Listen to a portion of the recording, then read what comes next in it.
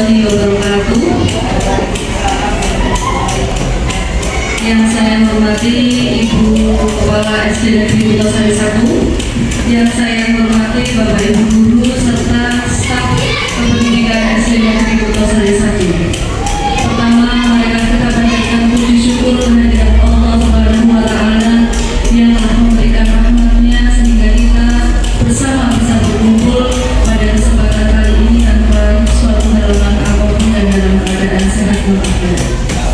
Tak lupa selawat serta salam senantiasa kita haturkan kepada junjungan kita Nabiullah Muhammad Rasulullah Sallallahu Alaihi Wasallam yang kita nantikan syafaatnya di yaumul qiyamah. Amin.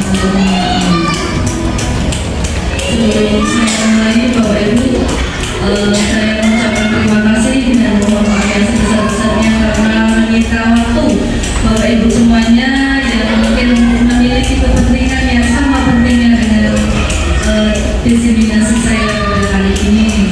Kesempatan kali ini saya akan mendiseminasikan atau penyebaran tentang pemahaman dan penerapan pengalaman budaya positif di SD Negeri Kutosari 1. Sebelum saya lanjutkan, perkenalkan saya bertanya dulu Bapak Ibu, kira-kira melihat judul budaya positif itu di pikiran Bapak Ibu itu seperti apa? Boleh minta pendapatnya? Kita mulai dulu dari sesepuhnya. Menurut saya yang menggunakan budaya positif adalah suatu kebiasaan atau tindakan yang positif dan baik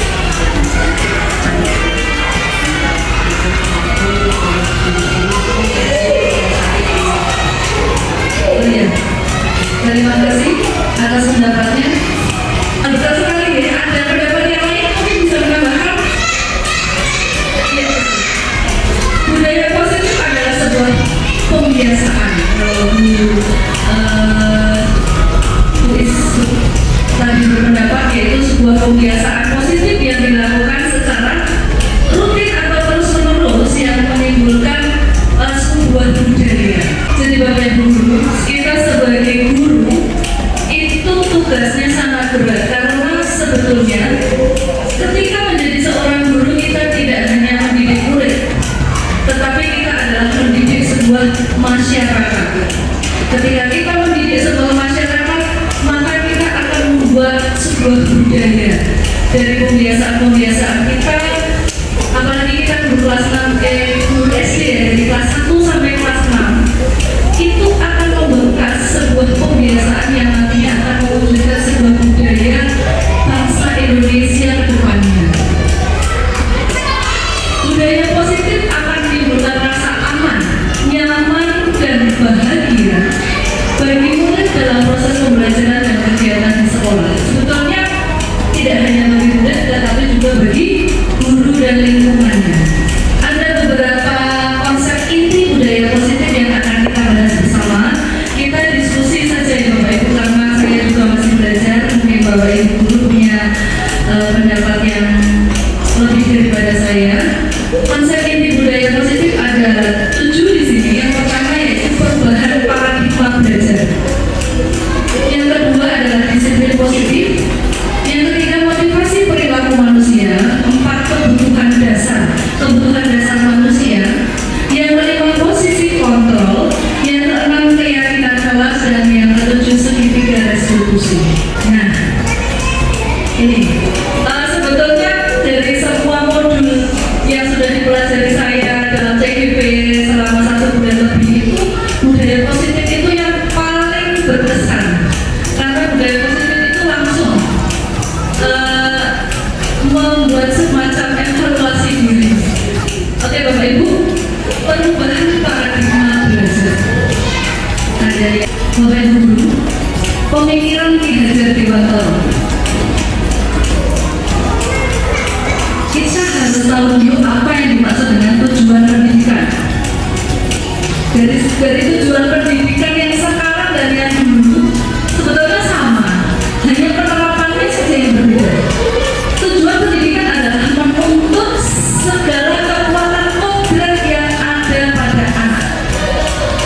baik kodrat alam maupun kodrat zaman, agar mereka mencapai keselamatan setinggi-tingginya. Ingat ya, kata kuncinya menuntun, bukan menuntut. Nah, kalau pada pembelajaran zaman dulu itu anak lebih ditekankan untuk bisa dan harus bisa. Jadi kita sekarang tidak bisa seperti itu lagi Bapak Ibu. Kita hanya bisa menuntun. Lalu pendidikan menghamba pada murid. Pendidikan haruslah berpihak pada murid. Menghamba bukan berarti kita berada di bawah, terus murid ada di atas, tidak. Tapi kita membuat anak itu adalah orientasinya terhadap anak. Semua berpusat kepada anak, berpusat kepada peserta didik. Sesuai dengan minat, bakat, dan kemampuan anak. Kita tidak harus peserta didik mengikuti kita, tapi kita yang mengikuti peserta didik. Bagaimana kemampuannya, minatnya seperti apa, lalu bakat dan kompetensi yang dimiliki itu seperti apa. Seperti tadi yang saya bilang bahwa guru itu adalah ibarat petani. Hanya petani. Setiap murid memiliki kodratnya masing-masing. Lain itu dia sudah seperti kertas yang sebetulnya sudah terisi. Kalau zaman dulu murid itu lain seperti kertas kosong. Saya juga pahamnya itu seperti itu Bapak. Jadi kita sebagai guru, sebagai orang tua itu bisa puisi. Tidak sebetulnya. Lahir seperti kertas putih. Itu dosanya yang nggak ada. Tapi sebetulnya secara kodratnya sudah ada tulisan di sini, tapi sama-sama. Nah kita sebagai guru itu berkewajiban untuk menebalkan saja tulisannya ada di sini.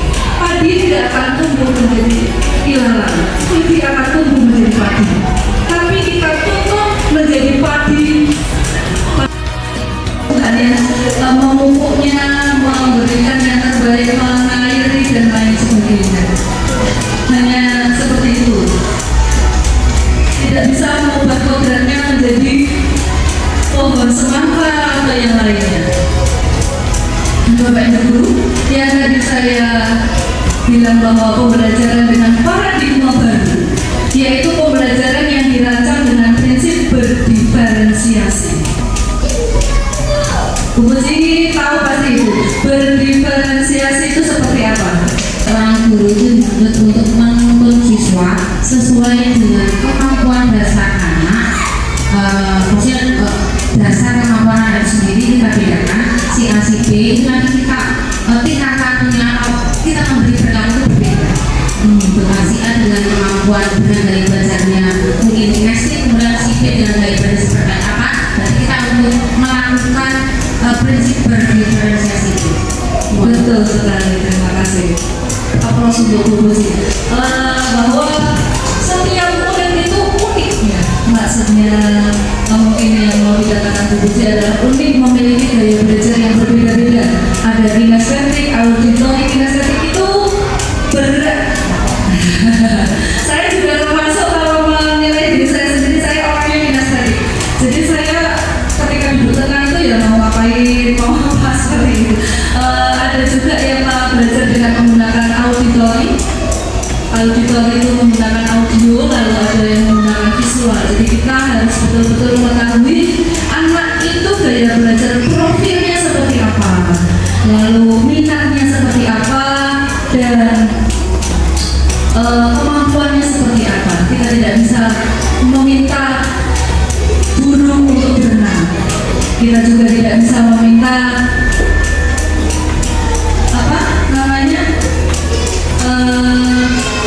ikan untuk terbang seperti itu ya. Betul. Jadi pembelajaran yang dirancang dengan prinsip berdiferensiasi itu adalah peserta didik belajar sesuai dengan kebutuhannya, berdasarkan tahap perkembangan sesuai teori psikologi modern untuk mewujudkan profil pelajar Pancasila. Kembali lagi ke profil pelajar Pancasila, karena profil pelajar Pancasila di situ terdapat dimensi-dimensi karakter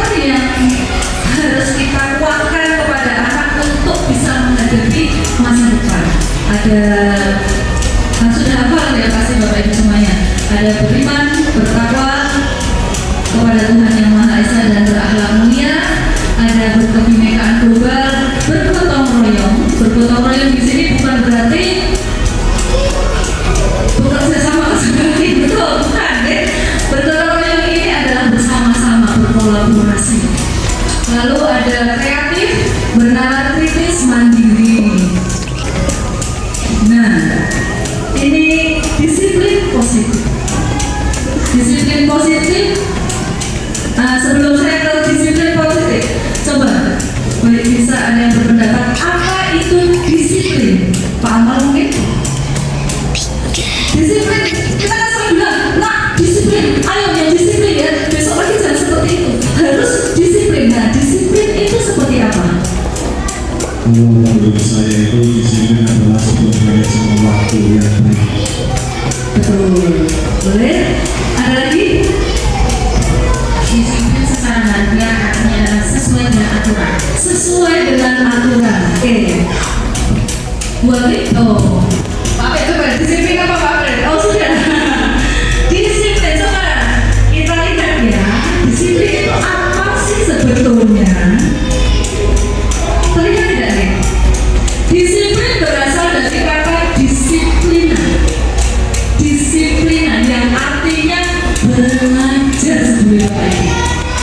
Kalau kita bilang disiplin belajar, ayo belajar. Mungkin belajar di sini dalam konteksnya kalau disuruh disiplin waktu, belajar tepat waktu.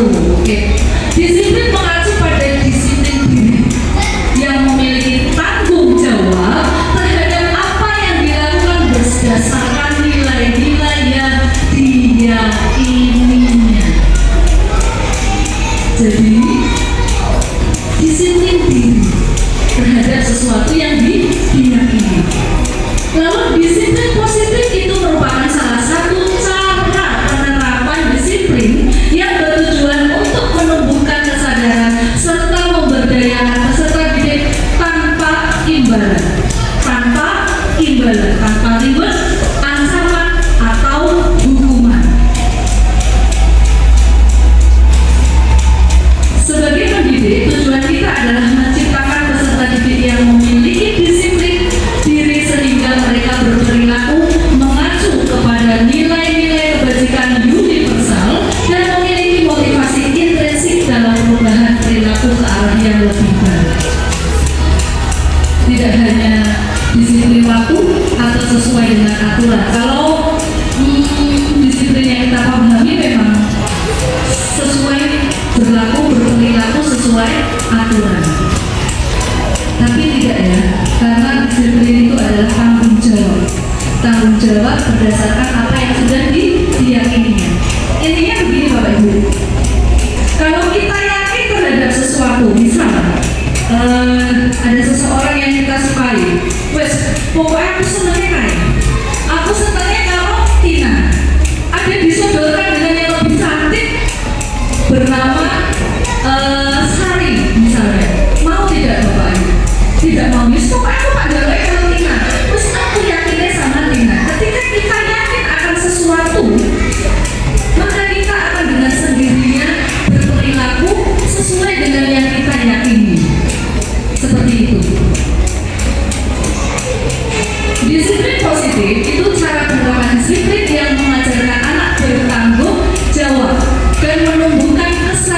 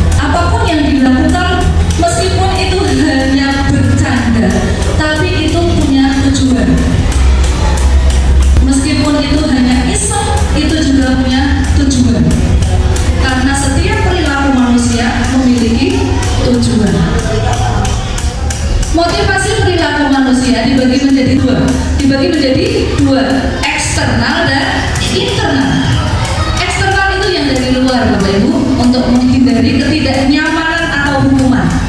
Jadi ketika seseorang itu atau murid kita melakukan sesuatu yang baik menurut keyakinannya, itu bisa jadi kalau dari luar itu hanya untuk menghindari ketidaknyamanan atau hukuman. Misalkan ada aturan, jika terlambat masuk maka akan mendapatkan sanksi, yaitu membersihkan kelas sesudah pelajaran selesai. Nah, daripada mereka tidak nyaman nanti pulang terlambat lebih akhir atau terkena hukuman atau sanksi, akhirnya mereka melakukan sesuai dengan aturan atau untuk mendapatkan imbalan dan penghargaan dari orang lain. Ada seseorang yang yakin belajar terus menerus, tapi apa? Untuk mendapatkan suatu hadiah, mungkin dari orang tuanya atau dari gurunya atau dari rekan-rekannya atau sekedar pujian dari teman-temannya. Lalu untuk motivasi internal, nah ini yang perlu kita tumbuhkan kepada anak didik kita, yaitu untuk menjadi orang yang mereka inginkan dan menghargai diri sendiri dengan nilai-nilai yang mereka percaya. Jadi sebisa mungkin anak melakukan sesuatu itu untuk menghargai dirinya sendiri. Saya berangkat tepat waktu agar saya bisa menghargai diri sendiri dan agar saya itu yakin dan percaya bahwa datang tepat waktu adalah sesuatu yang memang seharusnya. Jadi tidak ada istilahnya pengaruh atau paksaan dari luar. Kebutuhan dasar manusia ini, Pak Abed, coba menurut dengan apa sih yang paling Pak Abed butuhkan? Kebutuhan dasar dan terus dengan primer sama ya. Iya. Pokok, paling pokok. Manusia hidup ilmu belajar, Oh, ilmu. Kebutuhan dasar adalah ilmu. karena mohon maaf, manusia jika tidak bisa belajar, contoh ketika masih bayi belajar berjalan, belajar untuk makan, belajar untuk menggerakkan tangan, itu kan diawali belajar semua dari awal perkembangan. Itu hanya Coba yang lain, setiap individu memiliki kebutuhan dasar masing-masing, tidak sama. Jadi misalnya saya, kebutuhan dasar saya apa? Beda dengan Pak. Kebutuhan dasar saya apa? Kalau saya, kebutuhan dasar saya mungkin saya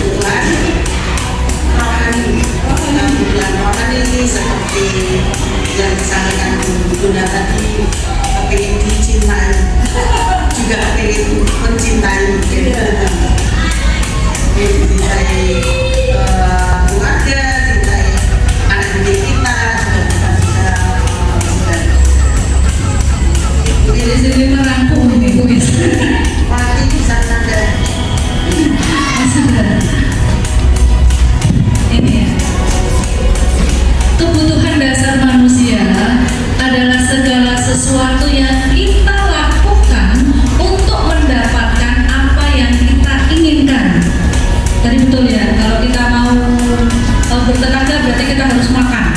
Kalau kita mau belajar, mau pintar berarti harus belajar. Seluruh tindakan yang kita lakukan memiliki tujuan tertentu, dan semua usaha terbaik yang kita lakukan adalah dalam rangka agar kebutuhan dasar kita terpenuhi dengan baik.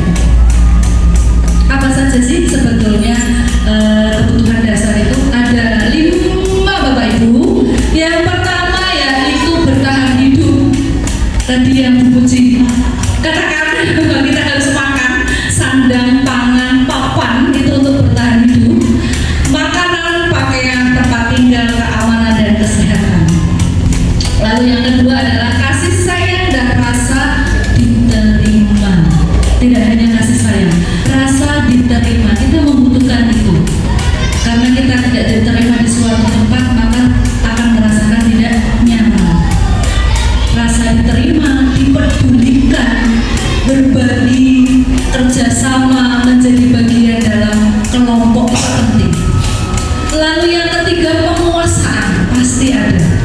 Jadi betul, apalagi ini bapak-bapaknya ini mau menguasai ibu-ibunya, biasanya ibu-ibu.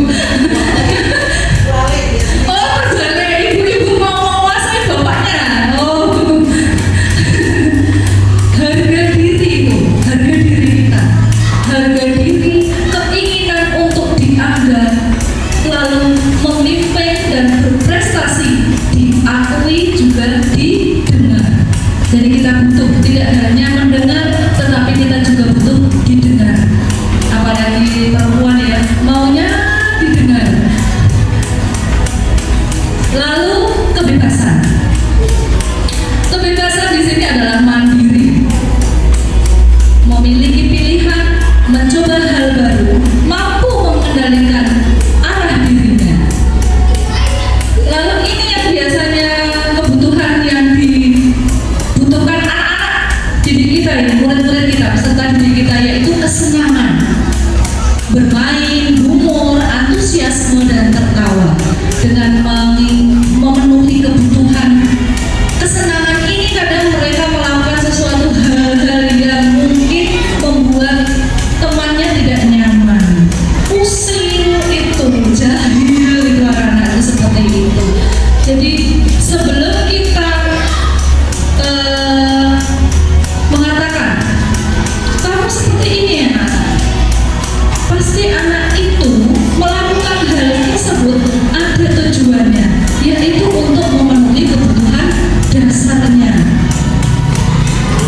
Misalnya mereka waktu pelajaran ngomong sendiri, tidak memperhatikan guyonan sendiri, karena apa? Kebutuhan dasar anak itu yang belum terpenuhi adalah kesenangan, mungkin juga kebebasan. Kontrol restitusi. Sekarang sebelum sampai ke situ Bapak Ibu,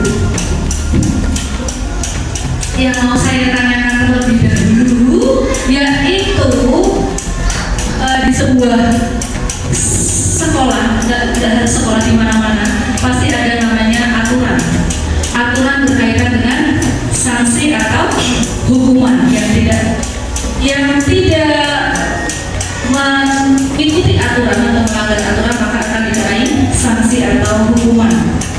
Bahkan kemarin kita akreditasi juga masih ada aturan-aturan, poin-poin penilaiannya ya seperti itu. Nah, yang saya mau tanyakan, menurut Bapak Ibu, hukuman yang kita berikan, kita kan sering kadang memberikan sesuatu, anak disuruh melakukan sesuatu, itu bisa dikatakan adalah sebuah hukuman, baik itu bentuknya negatif ataupun positif.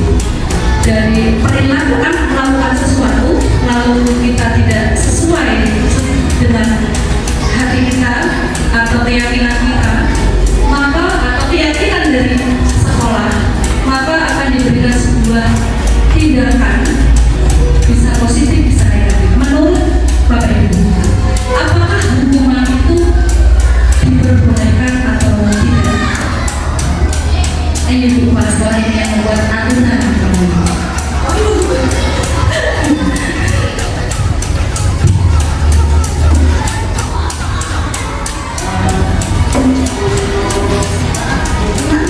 Nggih, kuman. aturan itu dibuat lebih laksanakan bersama. Namun kadang aturan itu mesti ada pelanggaran. Ada pelanggaran sehingga perlu adanya untuk meminimalisasi pelanggaran-pelanggaran sehingga diadakan sanksi.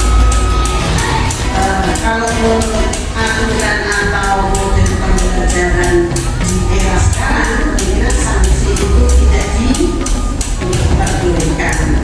Yaitu supaya sanksi itu tidak menjadi apa yang dianggapnya sebagai hukuman, itu harus ada yang namanya kesepakatan. Berarti aturan itu kita sampaikan kepada semua warga sekolah, kemudian disepakati bersama. Kalau ada yang melakukan seperti ini, berarti konsekuensinya apa? Itu berarti antara kedua belah pihak itu menentukan atau menyepakati bersama, sehingga yang tadinya menjadi hukuman atau sanksi itu menjadi sebuah konsekuensi yang sudah disepakati bersama, sehingga apa namanya, anak itu melakukan dengan bertanggung jawab. Oh, memang ini kemarin seperti ini yang membuat kesepakatan itu kita bersama, jadi melakukan suatu sanksi itu dengan enjoy atau dengan tanpa paksaan, tanpa merasa menjadi sebuah saya, dan semoga bisa kita terapkan. Baik, terima kasih pendapat yang sangat bagus sekali. Sekiranya Pak Amal agak mengantuk ini Pak Amal. Sekarang saya mau kasih dulu sebentar guys. Saya ada angka 1 sampai 20. Ada angka 1 sampai 20. Nanti yang menyebutkan angka 20 adalah pemenangnya. Oke? 1 sampai 20. Yang menyebutkan 20 adalah pemenangnya. Dan kita bisa menyebutkan angka hanya tambahan 1 angka di atasnya atau 2 menyebutkan 2 angka di atasnya. Tidak boleh lebih dari 2.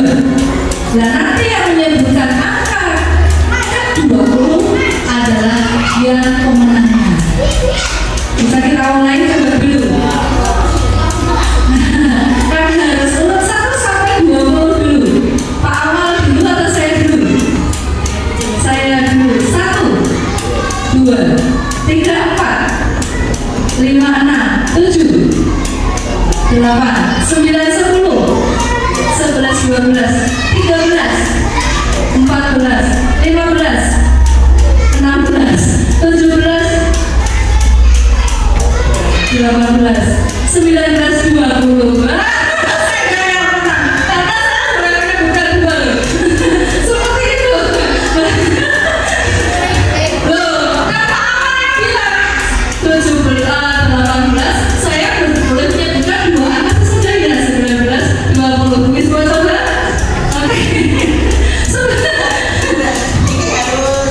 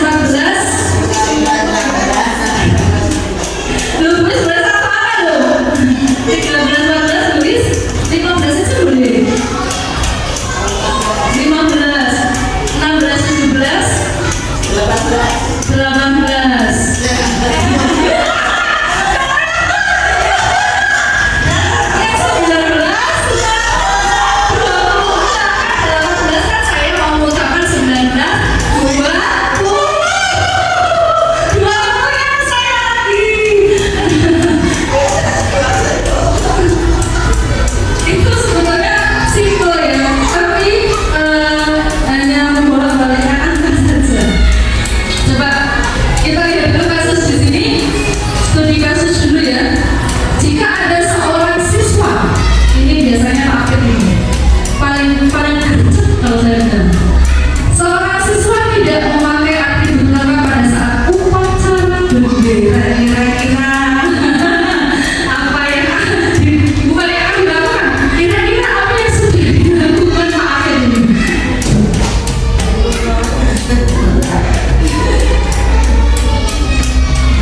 Seorang siswa tidak memakai atribut pada saat upacara ditertibkan. Tapi mungkin kenapa dipisahkan barisan supaya terlihat rapi. Untuk yang kedua, supaya setiap bersangkutan itu merasa, oh ternyata saya tidak tertib dibanding yang lain, itu tidak kelihatan. Ditertibkan, disendirikan ya Pak Akib ya, disendirikan supaya untuk menjadi contoh bagi yang lain, supaya tahu juga bahwa tidak menggunakan seragam atribut lengkap pada saat upacara adalah merupakan sebuah pelanggaran dari sebuah aturan sekolah. Nah, ini yang paling bagus Bapak Ibu, posisi kontrol dulu, karena dari setiap kita itu memiliki posisi kontrol masing-masing. Mungkin tidak hanya satu posisi kontrol, tapi bisa jadi beberapa dari situ semua pernah kita lakukan. Ada 5. Yang pertama penghukum, yang kedua pembuat rasa bersalah, yang ketiga galeri, yang kedua pembuat rasa bersalah, yang ketiga adalah pemantau. Meskipun tulisannya itu saya membacanya pemantau, saya mampu membaca itu buku sini. Pemantau. Yang keempat adalah posisi sebagai teman. Yang kelima adalah manajer. Kira-kira disuruh memilih yang mana adalah posisi yang paling bagus atau di antara kelima posisi ini. Hanya memilih saja, coba ini memilih saja. Nomor 2, pembuat rasa bersalah.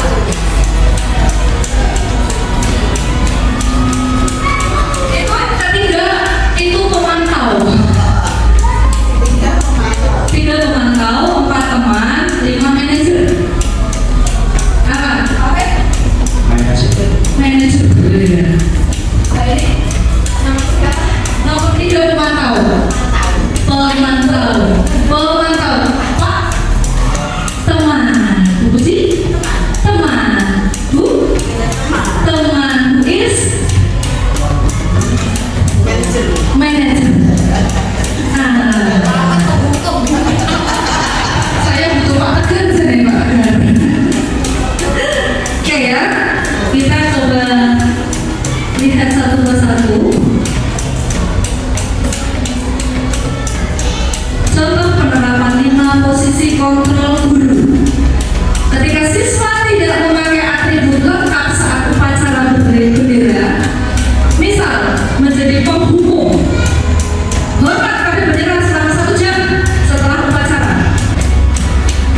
Posisi penghukum ini apa bedanya dengan hukuman? Apa bedanya dengan konsekuensi? Tadi kalau Budi sudah memberikan pendapat bahwa kalau konsekuensi itu sudah disepakati bersama gitu. Iya, hukuman itu peraturan itu berbeda dengan buat sepihak, betul. Dibuat sepihak, mau apa tidak melaksanakan seperti itu. Tapi kalau keyakinan itu tidak. Jadi setiap murid kita punya keyakinan masing-masing. Mereka membuat sendiri, mereka menyepakati, setelah itu mereka menjalankan sendiri.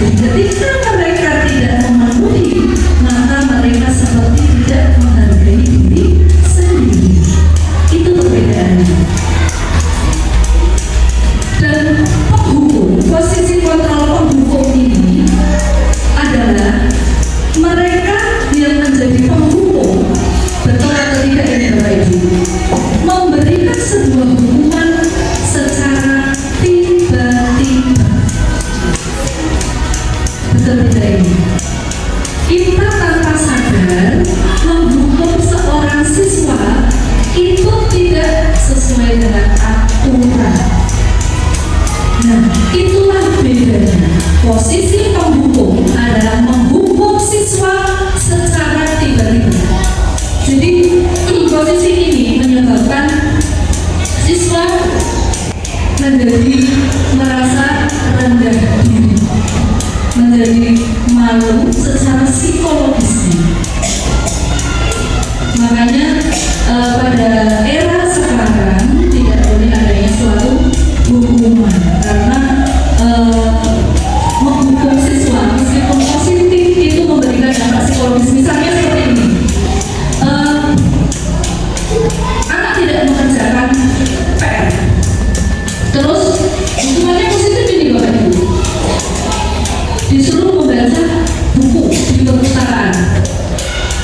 Tapi dampaknya kita tidak pernah tahu bahwa meskipun ini positif menurut kita, pandangan kita, di perpustakaan dia membaca buku. Nah, ketika dia membaca buku pada berikutnya dan selanjutnya, maka dia akan ingat, aku waca buku ini dihukum berdoa. Itulah yang membekas di anak. Mungkin hal itu sebuah hal yang kita tidak pernah pikirkan ya Bapak Ibu ya. Apalagi kita menghukum anak dengan sesuatu hal yang berbentuk fisik seperti berlari mengelilingi lapangan, squat jam, push up dan yang lainnya. Itu menyebabkan anak, apalagi berolahraga, menyebabkan anak semakin tidak menyukai olahraga. Karena dia melihat olahraga bahwa pakaian olahraga aku gitu seperti itu. Itu yang tidak bagus secara psikologi. Kita harus menjaga kemurnian hati seorang anak. Lalu yang kedua adalah membuat rasa bersalah. Ini secara tidak sadar kalau saya bilang ini. Beberapa kali sih ibu sama sudah memberitahu kamu, saya juga seperti ini. Secara tidak sadar berucap, kamu selalu saja situasi saja seperti itu, sudah dibilang-bilang. Karena seorang guru itu sejatinya seperti ibu ya Bapak Ibu. Membetulkan anak kalau ada anak yang berperilaku kurang baik itu selalu saja mau mendidik anak secara langsung. Jadi secara tidak sadar kadang-kadang loh kemarin dia sudah dibilangin kok masih seperti itu. Itu membuat anak merasa dirinya sendiri bersalah. Itu juga agak mengganggu secara psikologis anak, karena setiap anak melakukan sesuatu itu pasti ada tujuannya. Yang ketiga adalah teman. Ini yang paling favorit tadi ya, yang sebagai teman. Coba dilihat, ayo dong ikuti aturan sekolah, tolong bantu bapak ibu ya, tolong ya, ngerti ya, diikuti aturannya. Ya sudah, tidak apa-apa, lain kali jangan seperti itu lagi. Itu posisi kontrol kita sebagai teman. Posisi kontrol sebagai teman itu ada positif banyak, ada juga negatifnya. Ini saya juga sering melihat ini, sering sekali melihat kita sebagai guru masih menggunakan posisi kontrol sebagai teman. Lalu ada pemantau ini tadi yang diberi. Pemantau itu seperti apa? Ini agak terkesima pemantau. Kamu sudah melanggar peraturan sekolah. Kamu tahu konsekuensinya? Tahu. Oke? Setelah upacara kamu berikan dan juga mengoperasikan, jangan diulang lagi. Jadi di posisi pemantau ini, guru memposisikan diri untuk mengembalikan anak sesuai dengan aturan yang sudah berlaku. Jadi hanya bilang sama anak si murid tersebut bahwa dia sudah tidak sesuai dengan aturan dan diberikan sebuah sanksi yang sesuai dengan aturan. Jadi hanya memantau, tidak memberikan sebuah dorongan atau apapun, tidak. Lalu manajer seperti apa sih posisi manajer? Yaitu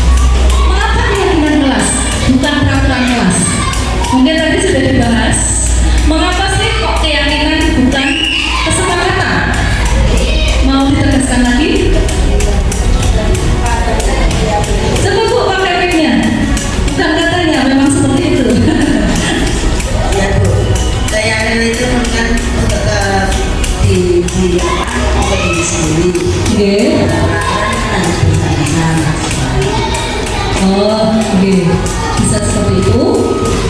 Keyakinan kelas mungkin Bu Nis bisa menambahkan. Apakah kenapa kok kita membuatnya keyakinan kelas bukan peraturan kelas? Kalau dulu judulnya mesti peraturan kelas 5, peraturan kelas 3. Kalau keyakinan tadi yang sudah diyakini berarti itu nanti akan dilakukan dengan senang hati, dengan enjoy tanpa. Sedangkan untuk peraturan itu kan berarti yang membuat orang lain dan belum tentu dirinya sendiri meyakini ya atau senang dengan apa yang dilakukan. Ya, mungkin. Keyakinan kelas perbedaannya terutama pada yang membuat ini menurut saya. Kalau keyakinan kelas yang membuat adalah orang yang mau menjalankan keyakinan tersebut. Tetapi kalau peraturan itu bisa jadi dibuat oleh bukan yang mau menjalankan peraturan. Jadi kita tidak bisa membuat sebuah konsekuensi, makanya disebut sebuah hukuman. Seperti peraturan lalu lintas itu kan kita tidak membuat itu. Kalau hijau harus jalan, merah harus berhenti. Pokoknya kita harus menaati. Kalau tidak, ya kita kena sanksi seperti itu.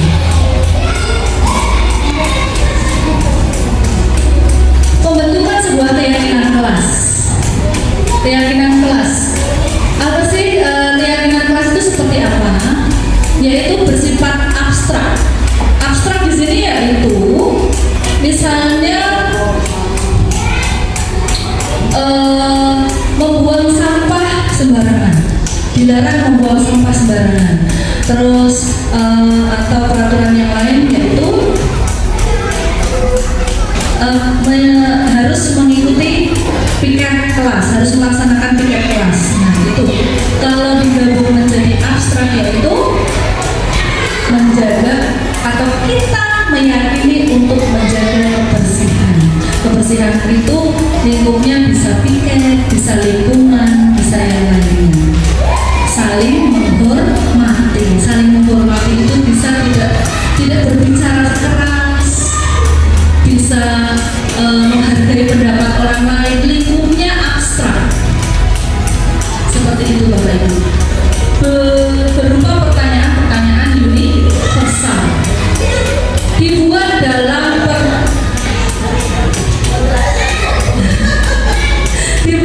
pernyataan positif. Pernyataan positif itu tidak boleh menggunakan kata tidak. Ya, kita jangan. Paling enak membuat peraturan dengan kata jangan. Jangan membuang sampah. Dilarang membuang sampah. Tidak boleh apa? Nah, tidak ya. Karena kita menggunakan kata-kata yang bagus untuk diingat, sesuai dengan kondisi kelas dan sekolah sehingga mudah diterapkan. Lalu semua warga kelas dilibatkan saat membuat keyakinan kelas, jadi bisa dipertanggungjawabkan. Segitiga restitusi. Segitiga restitusi itu seperti apa?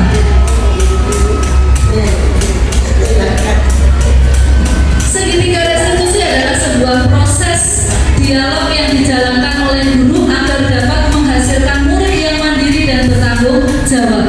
Inilah yang harus kita lakukan sebagai posisi kontrol kita sebagai manajer itu dengan menggunakan segitiga restitusi. Yang pertama, kita harus menstabilkan identitas dulu. Tidak langsung melangkah ke menanyakan keyakinan dulu. Keyakinan kelas kamu kan ini, orang seperti ini tidak. Kita stabilkan dulu identitas anak seperti apa. Kita angkat dulu. Lalu validasikan ekstra. Kita validasi benar apa salah. Baru kita tanyakan keyakinannya. Coba seperti apa? Nah, guru berperan sebagai manajer menggunakan segitiga restitusi tadi melalui tindakan yang tadi sudah saya bilang untuk bertujuan menghasilkan murid yang mandiri dan bertanggung jawab. Berdasarkan prinsip membuat kesalahan adalah bagian dari proses pembelajaran.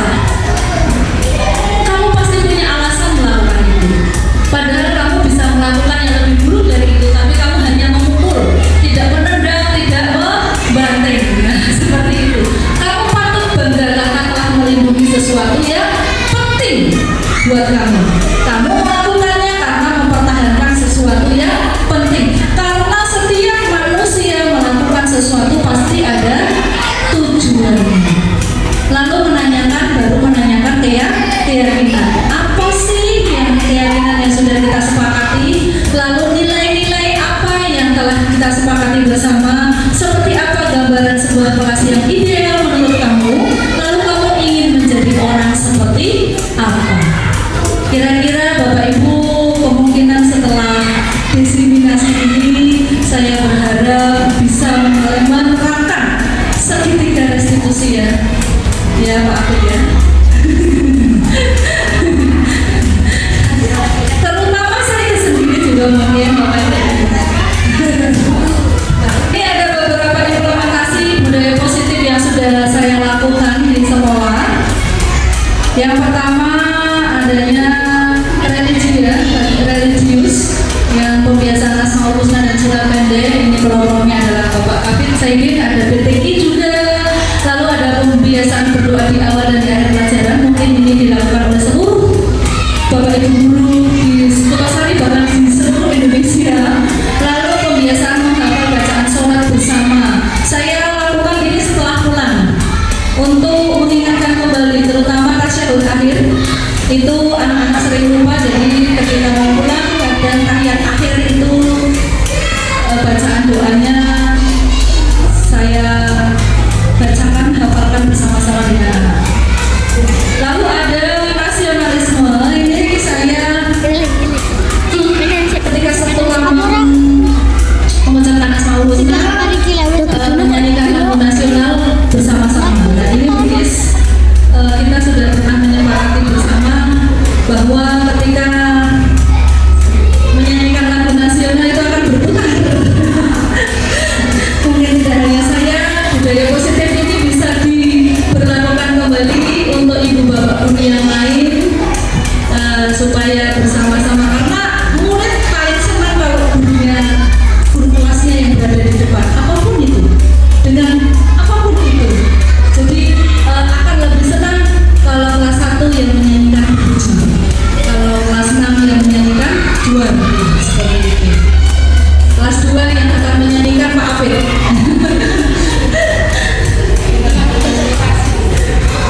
Pak Amal kalau masuk Fakultas Sari nanti juga akan punya kesempatan untuk bernyanyi di depannya Pak Amal ya. Oke. Lalu kolaborasi pembelajaran dengan rekan guru ini sangat penting. Dari sini kita belajar bahwa setiap guru memiliki kelebihan. Kita mengambil kelebihannya, kita bisa terapkan di dalam kelas kita. Ini sangat penting Bapak Ibu guru, kita evaluasi diri kita. Jadi ternyata pembelajaran TGT yang dilakukan Puji seperti apa, menari, ya nanti bisa saya terapkan dan seperti itu. Lalu ada lagi keyakinan kelas, kita sudah banyak membuat bersama-sama bahwa keyakinan kelas dibuat tidak langsung oleh guru ya, harus didiskusikan dulu, kita bertanya jawab dulu, mengemukakan pendapat, lalu menentukan keyakinan kelasnya, mengubahnya menjadi kalimat-kalimat positif. Kita ajak murid kita membuat sebuah kalimat-kalimat positif, lalu kita sepakati bersama, lalu kita buat dan kita tempelkan untuk diingat selalu setiap hari. Saya juga sudah menerapkan segitiga restitusi dalam menyelesaikan kasus. Perkenalkan, nama saya Nanis Utami dari murid kelas 5 yang diajari oleh Ibu Dona Ratnasari. Ibu Dona Ratnasari orangnya baik, lembut, bijaksana, pintar, dan cantik. Juga bisa menyelesaikan masalah ketika menerangkan mudah dipahami. Saya Danu Febriansa, saya murid kelas 5 yang diasuh oleh Ibu Dona Ratnasari. Ibu Dona Ratnasari itu periang, tidak sombong ketika menerangkan pelajaran, mudah dipahami dan bisa memecahkan masalah kecil sampai besar di sekolah. Terima kasih. Sekarang Bapak Ibu yang pertanyaan terakhir saya, ketika tadi ada hukuman, ada sanksi, ada reward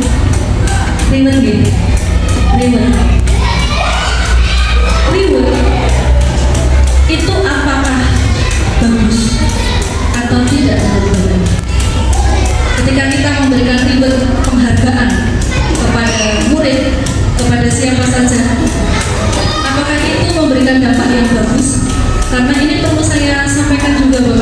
waktunya sudah agak lewat sesuai janji saya 1 jam. Ini ada pengetahuan baru karena di dalam budaya positif itu ada satu hal yang saya pelajari yang penting, tidak hanya satu, pasti banyak, tapi satu hal ini belum saya sampaikan tadi, bahwa reward and punishment, kita membahas hukuman tapi kita lupa membahas reward. Menurut Bapak Ibu, bagaimana reward itu Bu? Coba Bu, yang kadang-kadang memberikan reward kepada saya ketika saya berhasil dan Bapak Ibu guru yang lain berhasil, itu baik. Iya.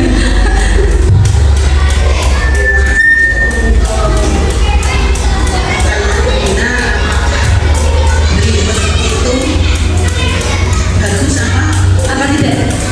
Bagaimana dampaknya kalau Ibu tulis? Saya tanya dulu, jangan pernah dapat ribet. Saya dapat reward. Kira-kira berdampak apa dari ribet itu?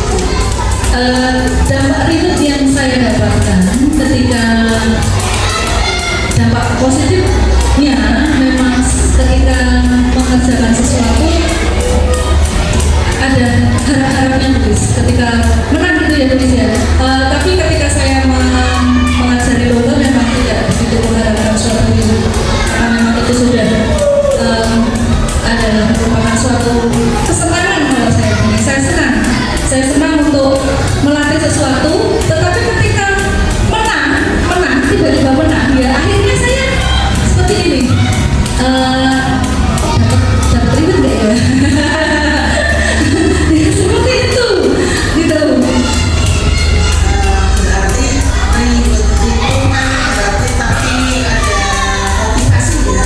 Menumbuhkan motivasi, Motivasi itu ada motivasi intrinsik dan motivasi ekstrinsik. Oke. Nah, ribet itu berarti diantaranya motivasi ekstrinsik yang bisa membangkitkan semangat. Kemudian untuk ribet itu kan tidak harus berupa materi. Iya.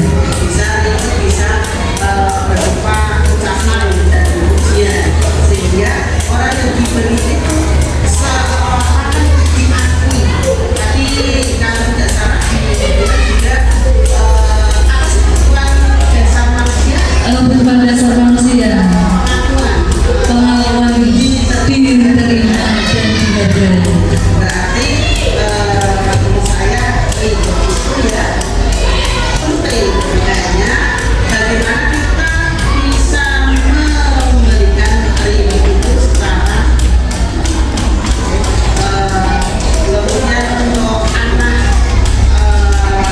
belajar dari orang tuanya juga akan mendapatkan itu dari orang tuanya.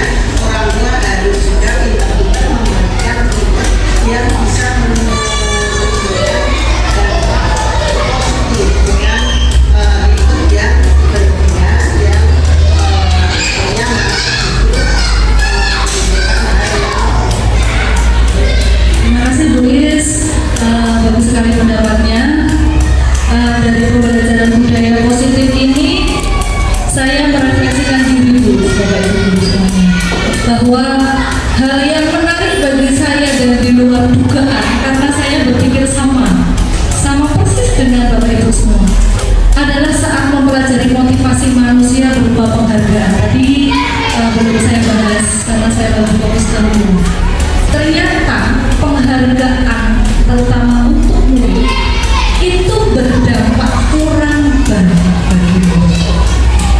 Di antaranya dapat merusak hubungan, mengurangi ketepatan, menurunkan kualitas, mematikan kreativitas dan bersifat menghukum.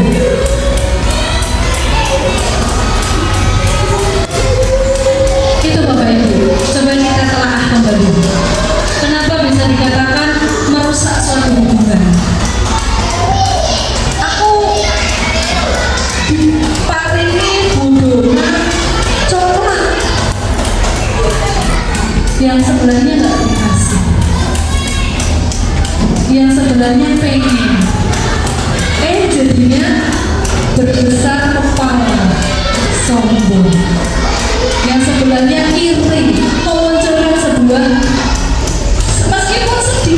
meskipun sedikit misal seperti ini guys, saya kadang juga berpikir oh betul ya, kita sama-sama melatih, kita sama-sama berdarah-darah, dan ketika yang satu dilalah juara satu, yang satunya tidak, itu bisa menimbulkan sebuah kecemburuan. Mungkin seperti itu maksudnya dari merusak sebuah hubungan.